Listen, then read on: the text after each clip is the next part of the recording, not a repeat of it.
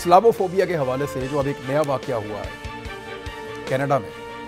اور یہ واقعہ تواتر کے ساتھ ہو رہے ہیں، لگاتار ہوتے چلے جا رہے ہیں، اور یہ فوبیا اسلام کا ایک ڈیزائن کے تحت پھیلایا گیا ہے۔ اگر آپ 100 سال کا ریکارڈ دیکھیں ہالی ووڈ کی موویز کا، تو مسلمانوں کو ایک عجیب و غریب شکل میں پیش کیا گیا، لڑاکا، فائٹرز اور بلا وجہ لڑنے والے مسلمانوں کی جو مذہبی رسومات ہیں یا عبادات ہیں، ان کو لڑائیوں کے ساتھ جوڑ کے دکھایا گیا۔ تو جان بوجھ کر مسلمانوں کے تشخص کو خراب کیا گیا ہے، اور یورپ میں، امریکہ میں بہت ساری ایسی اب نسلیں پیدا ہو چکی ہیں، یعنی 3-4 نسلوں سے لگاتار یہ پروپیگنڈا بہت تیزی سے ہو رہا ہے کہ مسلمان جو ہیں ان کے عقائد خطرناک ہیں۔ یعنی یہ ثابت کرنے کی کوشش کی گئی کہ مسلمانوں کے مذہب کے اندر ایسی چیزیں موجود ہیں جن کی موجودگی میں دہشت گردی کے لیے اکسائے جاتے ہیں۔ حالانکہ جہاد میں اور دہشت گردی کے اندر جو فرق ہے اس کو ختم کر دیا گیا۔ جہاد جو ہے وہ لوگوں کی ہیلپ کے لیے، مدد کے لیے ہے، ظلم کے خلاف ہے، ظالم کے خلاف ہے، اور لوگوں کو نجات دلانے کے لیے، جبکہ دہشت گردی جو ہے وہ تباہی و بربادی کے لیے ہے۔ وہ بالکل ایک مختلف چیز ہے۔ جب نیٹو کے ملک سارے مل کر لڑتے ہیں کسی ایک جگہ پہ ظلم کے خلاف، تو وہ اس کو کیا کہتے ہیں؟ وہ اس کو دہشت گردی کے خلاف لڑائی کہتے ہیں، اور مسلمان اس کو جہاد کہتے ہیں، ظلم کے خلاف کھڑے ہونے کو۔ تو مسلمانوں کے تشخص کو لگاتار تباہ کیا گیا ہے، اور اب اس کی تاریخ لگ بھگ 100 سال سے زیادہ ہو گئی ہے کہ یہ پروپیگنڈا اسلاموفوبیا کا چل رہا ہے۔ اب یہ 5 لوگوں کا خاندان آپ کو نظر آ رہا ہے، اور انتہائی افسوسناک واقعے میں ایک بچہ صرف 9 سال کا فائز، وہ اس واقعے میں محفوظ رہا اور شدید زخمی اسپتال میں ہے۔ جسٹن ٹروڈو وہاں کا جو وزیر اعظم ہے، وہ یہ کہہ رہے ہیں کہ مذمت کرتے ہیں، مسلمانوں کے ساتھ کھڑے ہیں، اور اسلاموفوبیا کے لیے کینیڈا میں کوئی گنجائش نہیں ہے۔ لیکن یہ فوبیا پھیل رہا ہے، بہت تیزی سے پھیل رہا ہے۔ جب تک دنیا اپنے ڈوئل سٹینڈرڈز ختم نہیں کرے گی، جب تک فلسطینیوں کے بارے میں اپنی جانبداری ختم نہیں کرے گی اور اسرائیل کا ساتھ دیتی رہے گی، ظالم کا ساتھ دیتی رہے گی، تب تک یہ اسلاموفوبیا ختم نہیں ہوگا۔ جب تک یہ دیکھیں گے کہ فائدہ کیا اور نقصان کیا اور حق کو حق نہیں کہیں گے، تب تک اسلاموفوبیا ختم نہیں ہوگا۔ جب تک پروپیگنڈا کی ایک یلغار مسلمانوں کے خلاف، یعنی 9/11 کے بعد سے کون سی ایسی ایکشن فلم ہے جو بنائی گئی ہو اور اس میں مسلمانوں کو ویلن نہ دکھایا گیا ہو؟ سینکڑوں فلمیں ایسی تیار کی گئی ہیں، اور ہالی ووڈ نے اس پہ کام کیا، بالی ووڈ نے اس پہ کام کیا، ڈاکومنٹریز بنائی گئی، دنیا بھر کے عالمی نشریاتی اداروں نے اس کے اوپر کام کیا اور ثابت کیا کہ داڑھی رکھنے والا ہر آدمی، نماز پڑھنے والا ہر شخص، یا اسلام سے تعلق رکھنے والا کوئی بھی مسلمان جو ہے وہ خطرناک ہے آپ کے لیے۔ یہ تاثر بنایا گیا، اسلام کے چہرے کو بگاڑ کے دنیا کے سامنے پیش کیا گیا، حالانکہ ہم ویسے نہیں ہیں، سلامتی کا اور امن کا ایک مذہب ہے۔ اور اس طرح کے واقعات تب ہوتے ہیں جب آپ اس طرح کا ماحول پیدا کرتے ہیں، ان لوگوں کے دماغوں کے اندر نفرت بھرتے ہیں، اور نفرت کا جواب نفرت سے ہی آتا ہے۔ آج وہ چپیڑ پڑی ہے نا اس کو، میکرون کو کس کے چپیڑ ماری اس نے دائیں ہاتھ کی بائیں گال کے اوپر۔ یہ آپ مناظر دیکھیں، یعنی یہ وہ شخص ہے جس نے آزادی اظہار رائے کے نام کے اوپر 2 ارب انسانوں کی دل آزاری کی۔ سرکاری سرپرستی میں ہمارے آقا نبی اکرم صلی اللہ علیہ وآلہ وسلم کے جو خاکے ہیں، وہ اس نے وہاں پہ ان کو لگوایا، اس نے سرکاری عمارتوں کے اوپر لگوایا اور ان کو چھپوایا اس نے، آزادی اظہار رائے کے نام کے اوپر۔ انتہائی غیر مقبول آدمی ہے، اس طرح کی چیزوں سے مقبول ہونے کی کوشش کرتا ہے۔ اس کا کوئی فیوچر نہیں ہے فرانس کے اندر، لیکن اب ان واقعات سے اپنا فیوچر بنانے کی کوشش کر رہا ہے۔ یہ لوگ پھر اپنی سیاست کے لیے اور اپنے فائدے کے لیے نفرت کا گیم کھیل رہے ہیں۔ مسلمانوں کو دبانے سے یہ معاملہ کبھی ختم نہیں ہوگا جب تک آپ ایکویلٹی پہ نہیں آئیں گے، انصاف پہ نہیں آئیں گے اور صحیح بات نہیں کریں گے، تب تک اسلاموفوبیا رہے گا، اور اگر یہ رہے گا تو دنیا ایک اور جنگ کی طرف دھکیل دی جائے گی۔ یہ انفارچونیٹ ہوگا،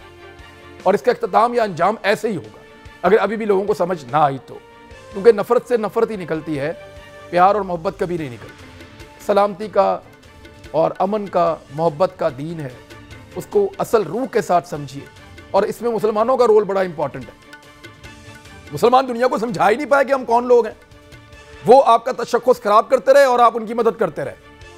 آپ ان کو یہ بتا نہیں پائے کہ جہاد کیا ہے، آپ ان کو یہ بتا نہیں پائے کہ دہشت گردی کیا ہے، آپ ان کو یہ نہیں بتا پائے کہ آپ کا دین کتنا پیارا ہے، وہ کیا کرتا ہے، کس طرح اس میں رہتے ہیں۔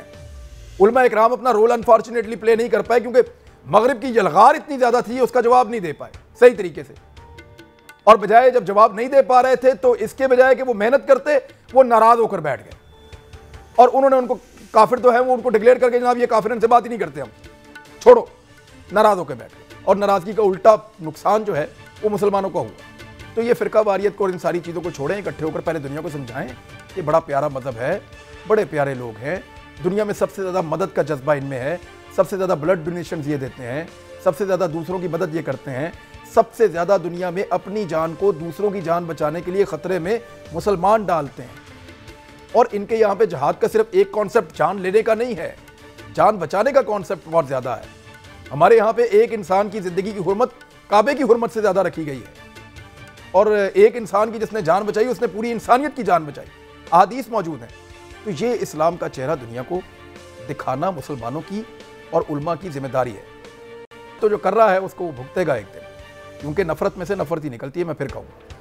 اب آ جائیں ایک اور بڑے اہم ایشو کی طرف۔ میں نے آپ سے وعدہ کیا ہوا کہ جب بھی کبھی کسانوں کا معاملہ ہوگا تو ہم کسانوں کو بلائیں گے، ان سے بات کریں گے، کیونکہ ہم ان کے دیندار ہیں، اور تو کچھ نہیں دے سکتے۔ یہ ضرور کر سکتے ہیں کہ اپنے پلیٹ فارم پہ بلائیں، ان کو عزت دیں، ان کو چائے پلائیں اور ان سے پوچھیں